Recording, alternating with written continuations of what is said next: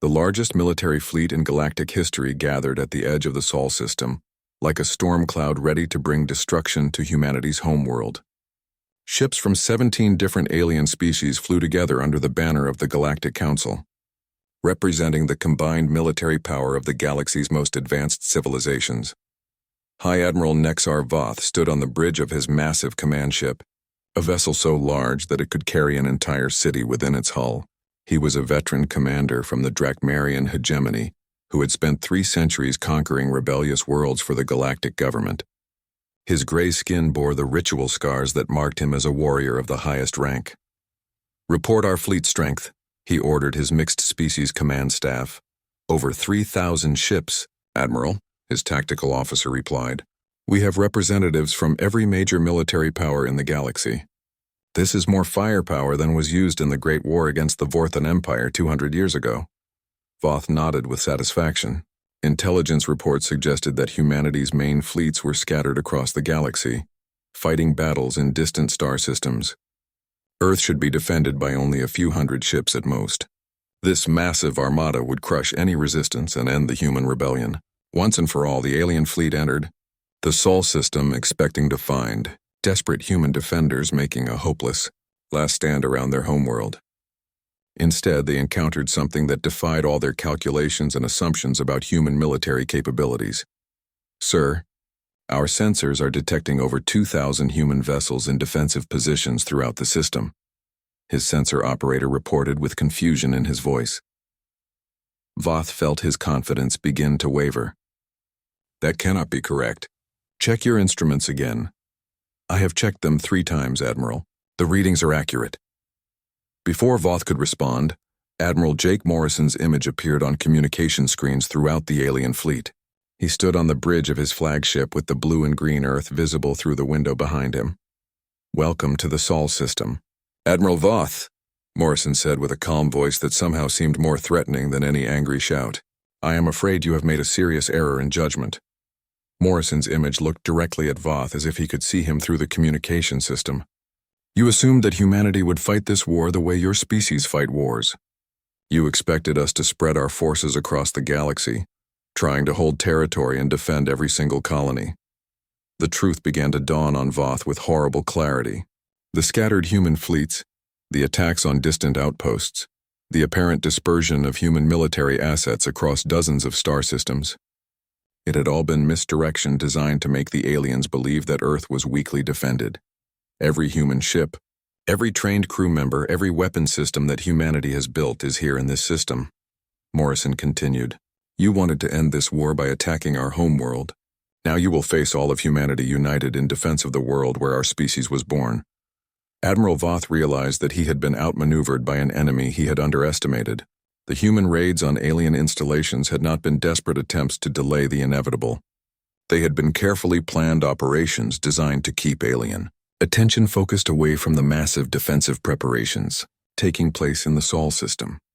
The Battle of Sol began with the largest coordinated assault in recorded galactic history. Alien ships attacked in carefully organized waves, using tactics that had proven successful in hundreds of previous conflicts against other rebellious species. Instead of the overwhelming victory they expected, they encountered a level of defensive coordination that seemed impossible. Human ships moved with perfect synchronization, their attacks precisely targeted to create maximum disruption in the alien formations. Captain Amy Brooks commanded the forward defensive line, her ship dancing between asteroids as she coordinated the first wave of resistance. Her crew had trained for this battle for months, practicing maneuvers in the asteroid belt until they could navigate the dangerous field of rocks as easily as flying through empty space. "All units, focus your fire on their command vessels," she ordered over the tactical communication network. "Make them blind and confused." The humans had learned the most important weakness of alien military forces during their months of fighting. Most alien species relied heavily on centralized command structures to coordinate their fleets. Destroy the command ships and entire formations would become disorganized and ineffective. Dr. Elena Rodriguez watched the battle from Earth's primary defense command center, where President Karen Webb and General Patricia Moore coordinated humanity's response. The scale of the fighting was beyond anything that had ever been recorded in galactic history. Status report: President Webb requested as explosions lit up the space around Earth like deadly fireworks. Phase 1 is complete, General Moore replied while studying the tactical displays. We have successfully disrupted their primary command networks. Phase 2 is beginning now. Throughout the Sol system, human vessels that had appeared damaged or disabled suddenly revealed themselves to be fully operational. Ships that had been drifting like dead metal came to life and attacked the alien fleet from unexpected directions. Asteroid fields that seemed empty opened fire with hidden weapon platforms that had been disguised as ordinary rocks. They have turned their entire star system into a fortress, Admiral Voth realized with growing horror as he watched his carefully planned assault fall apart. Every moon, every asteroid, every piece of space debris has been weaponized. But the most shocking moment came when the humans revealed the ultimate result of their decades of preparation. As the alien fleet pressed deeper into the system toward Earth, massive structures emerged from hiding places behind the moons of Jupiter. These were shipyards that had been building in secret for 20 years, protected by stealth technology and hidden in the shadows of the giant planet. Admiral Morrison's voice carried across all communication frequencies as hundreds of new human ships joined the battle. You wanted to see what humanity could accomplish without your restrictions and limitations. You wanted to know what we were capable of when we stopped playing by your rules. This is your answer. The new ships were not just human vessels. They were fusion technologies that combined the best elements from every alien species that humans had encountered. Human engineers had taken captured alien technology and improved it beyond anything the galaxy had ever seen. These ships moved faster than the swiftest alien fighters. Their weapons were more powerful than the heaviest alien battleships. Their defenses were stronger than the most advanced alien shielding systems. They represented the cumulative result of 50 years of human learning and adaptation. The tide of battle shifted decisively in humanity's favor. The alien fleet, despite its overwhelming initial advantage, found itself outmaneuvered, outgunned, and completely outclassed by an enemy that had turned warfare into a precise science. As alien ships began exploding or surrendering throughout the Sol system, Admiral Voth faced the most difficult decision of his long military career. He could continue fighting a battle that was clearly lost, resulting in the complete destruction of his fleet and the death of millions of alien soldiers, or he could accept the new reality and try to save what remained of his forces. Admiral Morrison, he transmitted on an open frequency that could be heard by both fleets, "I request terms for an immediate ceasefire." Morrison's response came quickly and without any negotiation. The war ends when the galaxy recognizes humanity as an equal partner in galactic affairs. Not a junior member, not a species that needs guidance, but an equal voice in all decisions that affect us.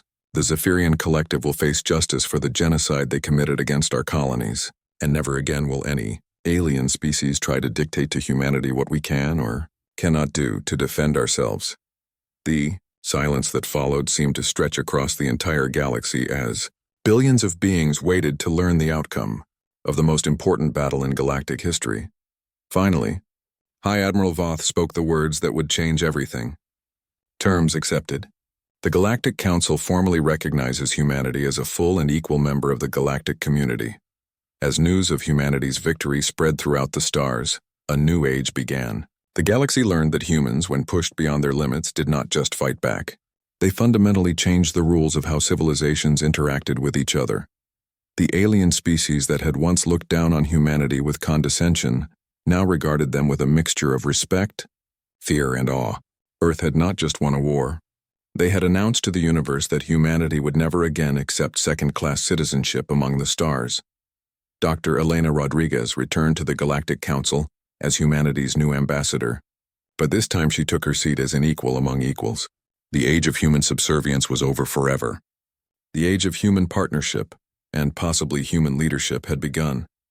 Admiral Jake Morrison stood once again on the bridge of his flagship, looking out at the stars with satisfaction.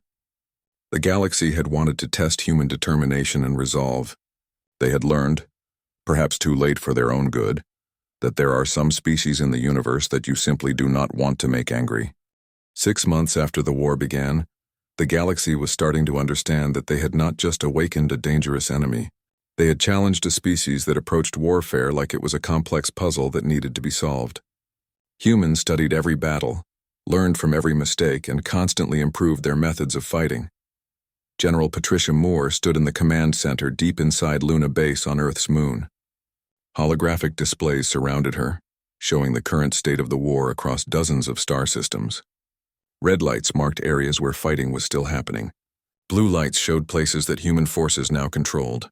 Yellow lights indicated contested zones where the battle could go either way. "Give me a status report." Moore requested from her staff. Colonel Steve Parker stepped forward with a tablet containing the latest information. Battle Group 3 under Admiral Brooks has taken complete control of the Vega system. The Korath garrison tried to hold out for a week, but eventually surrendered when they ran out of supplies. Battle Group 9 is currently fighting Elysian forces near Altair. Moore nodded as she studied the tactical displays. The humans had discovered something that surprised their enemies. They were exceptionally good at learning from their failures and changing their strategies based on new information. Every battle made them more effective. "What about the political situation?" Moore asked. Dr. Rodriguez reports that 12 smaller alien species have formally requested peace treaties with humanity, Parker replied. "The Thraxian Republic has offered to provide us with intelligence about Zephyrian fleet movements. In exchange, they want our protection if the Korath Empire tries to attack them for helping us." The war was breaking apart the old alliances that had controlled the galaxy for centuries. Species that had been held together by fear and convenience were starting to question whether fighting humanity was worth the cost. Above the contested world of Harmony 7, Captain Ben Hayes commanded his ship in what military historians would later call the Battle of the Twin Suns. The Elysian Federation had sent their most advanced fleet to retake the strategic planet. They were confident that their superior technology would easily defeat the human defenders. Commander Nancy Clark sat at her tactical station, monitoring the approaching enemy formation. 37 Elysian cruisers, sir. They are moving in their standard cascade formation. Exactly like our computer simulations predicted they would, Hayes replied. The humans had spent months analyzing every available recording of Elysian fleet battles. Their enemies were technologically advanced, but they followed the same tactical patterns over and over again. "All ships, execute Plan Charlie," Hayes ordered over the communication system. The human fleet suddenly scattered in what looked like a panicked retreat. The Elysian commander, convinced that he had broken the human formation, ordered his ships to pursue the fleeing humans. His fleet maintained their organized cascade formation as they chased what they thought was a defeated enemy. But the humans were not retreating randomly. They were leading the Elysian fleet directly into a carefully prepared trap. Hidden among the asteroids of Harmony 7's outer belt, human ships equipped with experimental stealth technology waited patiently. Lieutenant Commander Mike Foster monitored his sensors as the Elysian fleet approached the predetermined coordinates. "They are entering the kill zone now, sir." "Perfect," Hayes replied. "All hidden units, you are authorized to engage." The Elysian fleet suddenly found themselves surrounded by enemies they could not detect until it was too late. Human ships appeared on all sides, their weapons already charged and ready to fire. The organized Elysian formation became a chaotic mess as ships tried to avoid collisions while defending themselves from multiple directions. "They are attempting to form defensive clusters," Foster reported as he watched the enemy ships on his display. "Too late for that," Hayes said with satisfaction. "All ships open fire." The battle lasted only 40 minutes. The Elysian fleet, despite their technological advantages, was either destroyed or forced to surrender. More importantly for the humans, they captured several of the Federation's most advanced vessels with their technology intact. Human engineers would be able to study these ships and improve their own designs. News of the defeat reached the Galactic Council within hours. For the first time since the war began, Councillor Thane lost his calm composure. His elegant features showed fear and confusion as he read the battle reports. "How is this possible?" he demanded of his military advisors. "Humans have been traveling in space for less than a century. Their technology should be far inferior to ours in every way." Admiral Keth Voras was the Federation's most experienced military commander. He had fought in dozens of battles against various alien species over his long career. But he had never faced an enemy like humanity. "They are not using inferior technology anymore, Counselor," he explained while studying the tactical data from the battle. "Our intelligence suggests that they have been capturing and improving alien technology for decades. But the real problem is their tactical evolution." "Explain what you mean." In every battle, they demonstrate new strategies and capabilities that we have never seen before. They study our methods, identify our weaknesses, and develop countermeasures faster than we can adapt our own tactics. It is as if their entire species approaches warfare as a scientific problem to be solved through experimentation and analysis. Counselor Thane's expression grew darker. Then we must strike at the source of their power. If we cannot defeat their fleets, we will attack their homeworld directly. Without Earth, the human resistance will collapse. While alien leaders planned their desperate strategies, human forces continued to advance across multiple fronts. The war was not just being fought with ships and weapons. It was also being fought with information and intelligence. Human agents who had been operating secretly in alien space for decades began activating networks they had built over many years. Dr. Elena Rodriguez had not been the only human working to understand alien society and politics. There were human scientists, traders, and diplomats embedded throughout the galaxy, all of them gathering information and preparing for the day when humanity might need to defend itself. On the Drakmarian homeworld, a human researcher named Professor Carl Jensen had been studying alien military technology for 15 years. His work at the Drakmarian Science Institute had given him access to classified information about weapons and ship designs. When the war began, he transmitted everything he had learned to human military intelligence. Similar operations were taking place across dozens of worlds. Humans who had seemed like harmless academics, merchants, and diplomats revealed themselves to be part of a vast intelligence network. They provided human military forces with detailed information about alien capabilities, strategies, and weaknesses. The aliens began to realize that humanity's success was not just due to superior tactics or better technology. It was also the result of decades of careful preparation and intelligence gathering. While the aliens had dismissed humans as primitive newcomers, humans had been quietly studying their potential enemies and preparing for the possibility of conflict. Admiral Jake Morrison reviewed the latest intelligence reports from his command ship.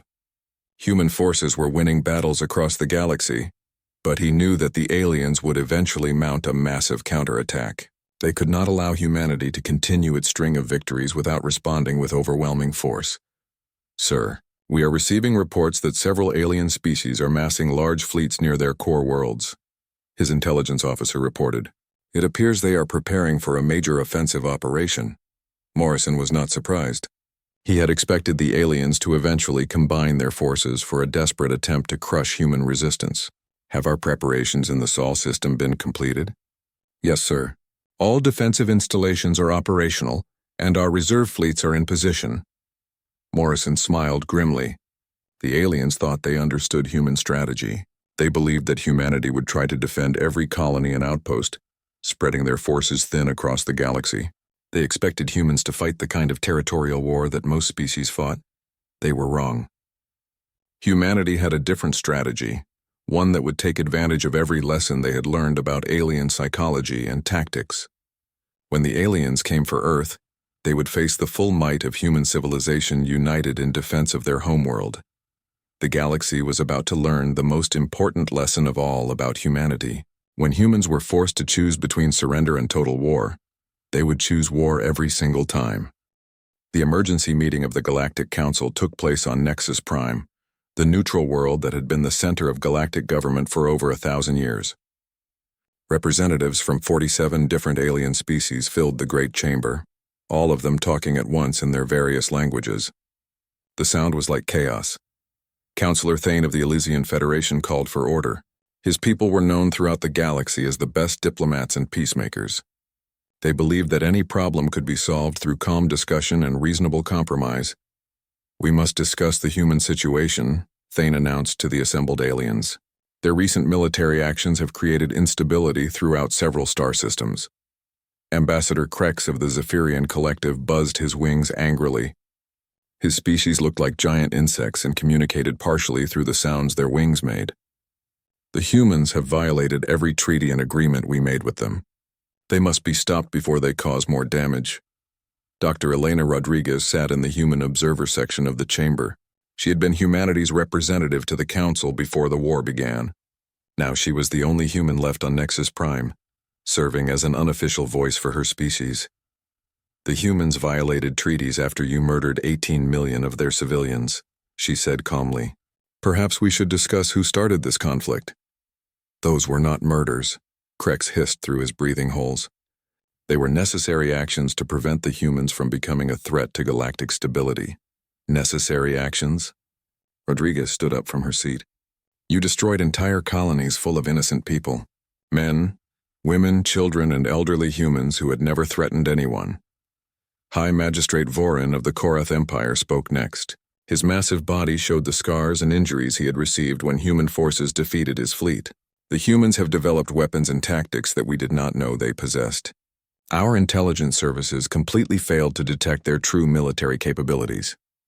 Maybe your intelligence services failed because humans are smarter than you thought, Rodriguez replied. The chamber erupted in angry sounds as dozens of alien species began arguing with each other. Some wanted to declare total war on humanity. Others suggested trying to negotiate a peace settlement. A few smaller species quietly wondered if they should switch sides and support the humans. Counselor Thane raised his hand for silence. Dr. Rodriguez, humanity's withdrawal from the Council and their military attacks constitute clear violations of galactic law. They must answer for their crimes. Rodriguez looked around the chamber at all the alien faces staring at her. For 50 years she had tried to work with these species to build a better future for humanity. She had believed that cooperation and compromise could solve any problem. Counselor Thane, she said, humanity never truly had a voice in this council. For 50 years we were told what we could build, where we could live, and how many ships we could own. We were treated like children who needed constant supervision. She gestured to the assembled aliens. You limited our expansion while allowing other species to claim entire star systems for themselves. You restricted our military development while giving advanced weapons to species that openly threatened us. You ignored our complaints when the Zephyrians began their attacks on our colonies. Ambassador Krex's wings buzzed with rage. Humans were a young species that needed guidance from older and wiser civilizations. We needed respect, Rodriguez interrupted. Something this council never provided. While the politicians argued on Nexus Prime, human military forces were moving across the galaxy with coordinated precision. Admiral Jake Morrison had divided humanity's fleet into 12 battle groups, each one targeting a different strategic objective. Commander Rick Torres led Battle Group 7 in an attack on the Zephyrian supply depot at Kepler Station. The station was heavily defended, and the Zephyrians expected the humans to attack directly, just like most species did when they went to war. Instead, they faced something completely different. Human fighter pilots like Captain Lisa Murphy and Lieutenant Jack Hamilton attacked the station's defensive platforms from multiple directions at once. While the defenders were distracted by the fighter attacks, larger human ships snuck close to the main structure and began cutting. Depart with advanced cutting beams. The Zephyrian station commander tried to coordinate his defenses, but the humans seemed to know exactly what he was going to do before he did it. Every defensive move he made had already been planned for and countered. How do they know our tactics so well? He asked his aide before communications to the rest of his fleet were cut off.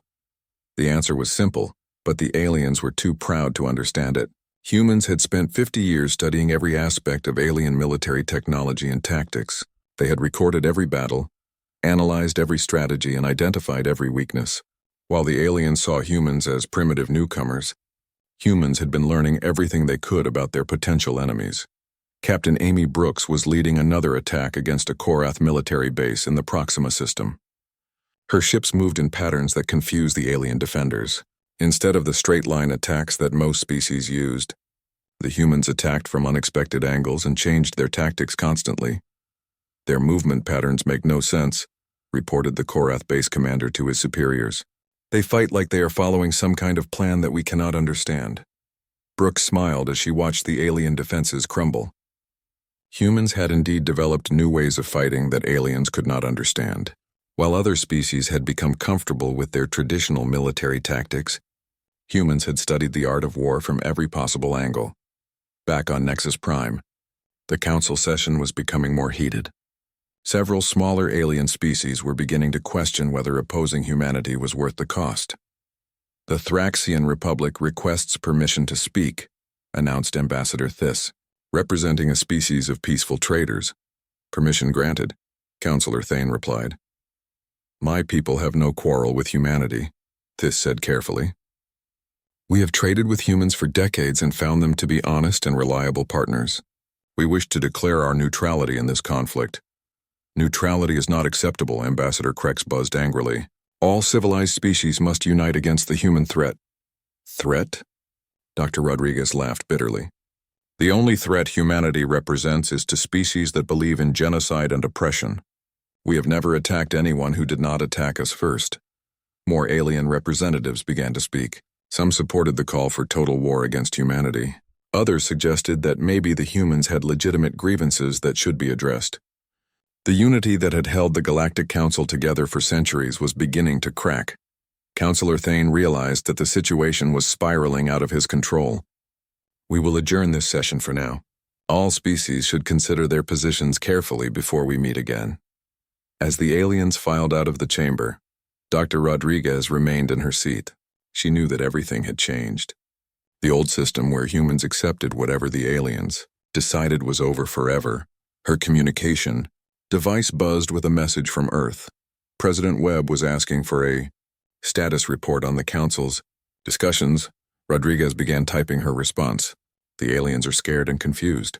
Some want total war while others are considering neutrality or even switching sides. The galactic alliance that oppressed humanity for 50 years is falling apart. She paused and added one more line. I think we are going to win this war.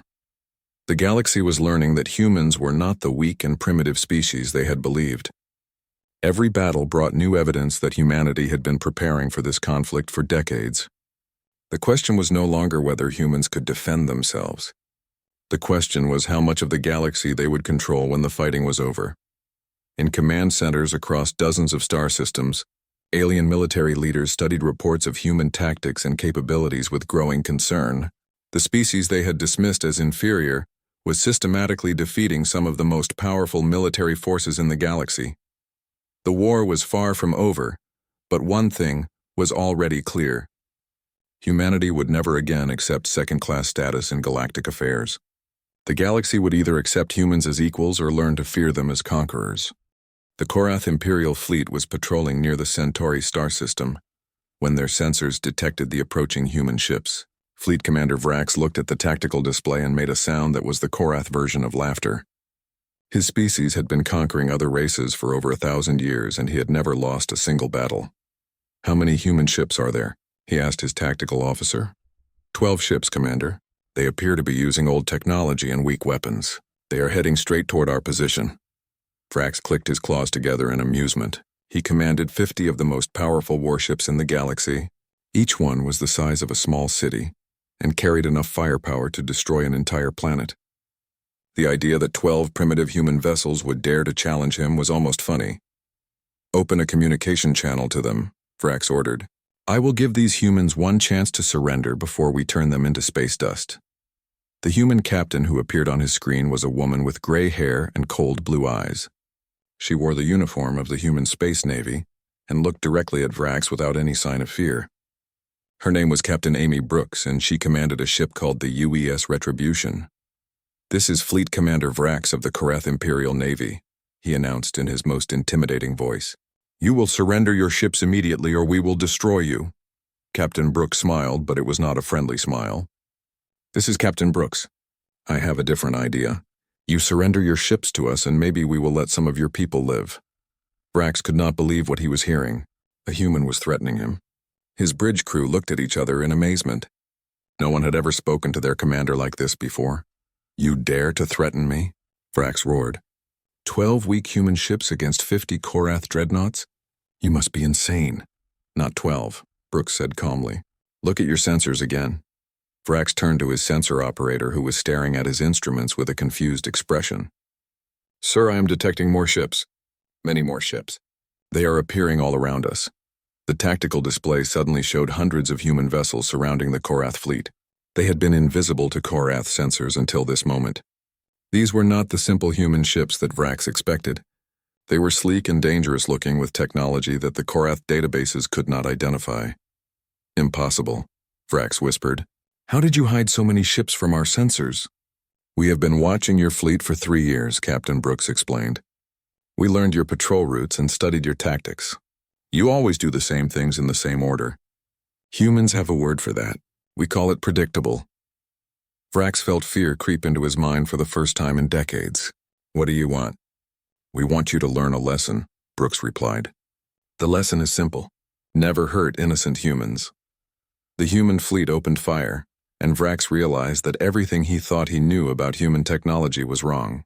Beams of pure energy cut through Korath's shields like they were made of paper.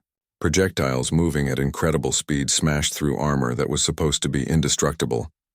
Chief Engineer Dan Cooper watched the battle from his position on the Retribution. He had helped design the new human weapons and ships. While the aliens had spent 50 years thinking humans were primitive, human scientists had been taking apart every piece of alien technology they could find. They had learned how everything worked and then made it better. The new human ships moved faster than anything the Korath had ever seen. Their weapons were more powerful and more accurate than the best alien technology. Most importantly, they were commanded by humans who had spent years studying how to fight alien fleets. Target their command ships first, Brooks ordered her weapons officer. Make them blind and confused. The human strategy was simple but effective. They did not try to fight the entire Korath fleet at once. Instead, they destroyed the ships that gave orders to all the others. Without their commanders, the alien ships became confused and started getting in each other's way. Vrax watched in horror as his mighty fleet was systematically destroyed. His weapons could not penetrate human shields, and his ships could not move fast enough to escape human attacks. In less than 1 hour, 47 of his 50 ships were either destroyed or too damaged to fight. I surrender. He finally transmitted to the human fleet. Captain Brooks appeared on his screen again. Smart choice. You and your surviving crew will be taken prisoner. We will treat you fairly, which is more than your people did for our colonists. As Korath survivors were transferred to human prison ships, Vrax realized that everything had changed. The species that his people had used as slave labor for decades had become more powerful than the Korath Empire. How did this happen? He asked Captain Brooks when she came aboard his flagship to accept his surrender. You made 2 mistakes, she told him. First, you thought that because we wanted peace, we were not capable of war. Second, you thought that because our technology looked primitive, we were not intelligent enough to improve it. Brooks walked to the large window that showed the wreckage of the Korath fleet floating in space. Humans have been fighting wars for thousands of years. We know how to learn from our enemies and adapt to new situations. While you were laughing at us, we were preparing. The news of the Korath defeat spread through the galaxy faster than light-speed communication systems could carry it. In the council chambers of dozens of alien species, military leaders and politicians struggled to understand what had happened. On the Elysian Federation homeworld, Counselor Thane received reports from his intelligence services that made no sense. How could 12 human ships defeat 50 Korath dreadnoughts? He demanded. It was not 12 ships, sir, his aide replied. Our sources indicate that hundreds of human vessels participated in the attack. They appeared to have some form of advanced stealth technology that we have never seen before. Similar conversations were happening across the galaxy. The Zephyrian Collective was frantically trying to locate and count human military assets. The Drakmarian hegemony was reviewing their defense plans. Smaller alien species were wondering if they had chosen the wrong side in this conflict. Captain Amy Brooks stood on the bridge of the Retribution as her crew prepared for their next mission. The victory over the Korath fleet was just the beginning. Humanity had dozens of similar operations planned across multiple star systems. Where to next, Captain? Asked her navigation officer. The Vega system, Brooks replied. The Zephyrians have a major supply base there. It is time to show them that their genocide of human colonies was a very big mistake. For 50 years, humans had endured insults and restrictions because they believed in peace and cooperation. They had accepted second-class status in the Galactic community because they hoped that patience and goodwill would eventually earn them respect. The massacre at New Portland Colony and 17 other human worlds had ended that patience forever. The galaxy was about to learn that there was a big difference between humans who chose not to fight and humans who were not capable of fighting. The war was just beginning, but the first message had been sent clearly. Humanity was no longer willing to be the galaxy's victims. Admiral Jake Morrison stood on the bridge of his ship and looked out at what used to be New Portland Colony. The window showed him nothing but fire and twisted metal where 3 million people had lived just 2 days ago. His hands gripped the metal rail in front of him so hard that his knuckles turned white. "Sir, we have more reports coming in," said Lisa Grant from her station. She was the officer who handled all the messages that came to the ship. Her voice shook as she spoke. "The aliens hit 17 other colonies at the same time. We have not found any people alive yet." Jake closed his eyes for a moment. 17 colonies. Each one had millions of humans living there. Each one had families, children, old people who had never hurt anyone. All gone in a single coordinated attack by the Zephyrian Collective. The Galactic Council had promised to protect humanity 50 years ago when humans first reached the stars. They said humans were too young and weak to protect themselves. They said older alien races would guide humanity and keep them safe. In return, humans had to follow all their rules, pay heavy taxes, and accept limits on how many ships they could build and where they could live. Captain Ben Hayes walked onto the bridge. His uniform was torn and covered in blood from trying to save people on the planet below. His face looked older than it had that morning. "Admiral, we got maybe 200 people out of the underground shelters. That is all we could find." Jake felt anger rise in his chest like a hot fire.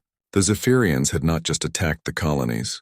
They had used weapons that were supposed to be banned by galactic law. These weapons killed everything living and left nothing but ash. The same weapons the Council had told humans they could never build or own. For 50 years, humanity had played by the rules. They had been polite to alien races that treated them like stupid children. They had accepted insults and restrictions because they believed cooperation was better than war. They had trusted the Council to protect them. "Sir, we have a message from Earth," Lisa announced. The main screen lit up and showed President Karen Webb. She sat in the emergency meeting room on Earth where human leaders made their most important decisions. Her face was hard and cold. Behind her, Jake could see other leaders talking in urgent whispers.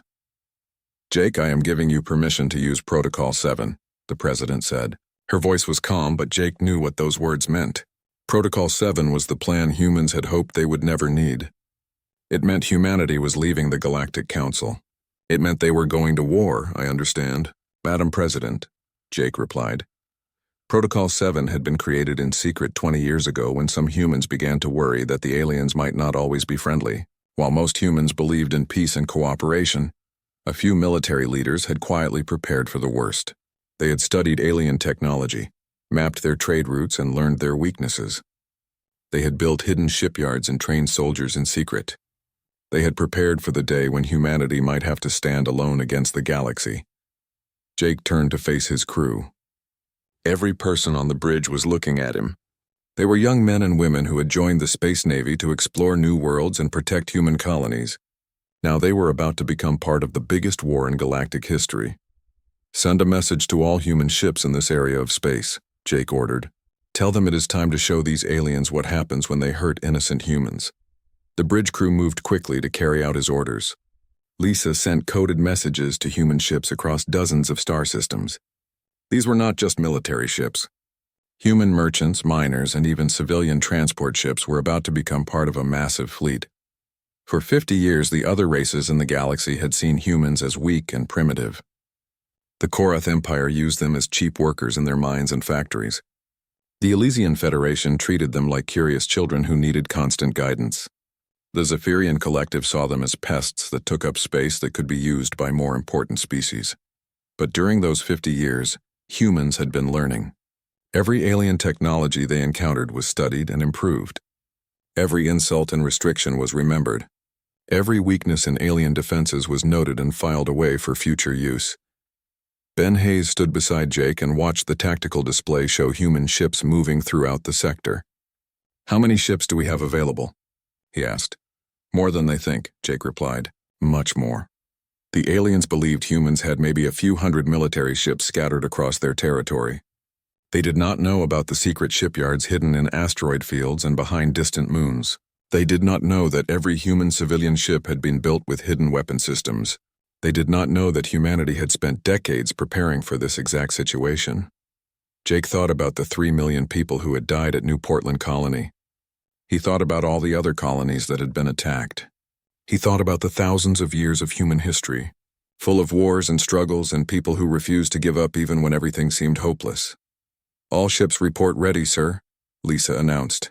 Jake nodded. The galaxy was about to learn something important about humans. When pushed too far, humans did not just fight back. They fought back with everything they had. They fought back with all the anger and determination that had helped them survive on Earth for millions of years. "Signal all ships to begin Phase 1 operations," Jake ordered. "It is time to remind the galaxy that humans are not as helpless as they look." The war that would change everything was about to begin. The aliens had awakened something in humanity that had been sleeping for 50 years. They had made the mistake of thinking that because humans wanted peace, they were not capable of war. They were about to learn how wrong they had been.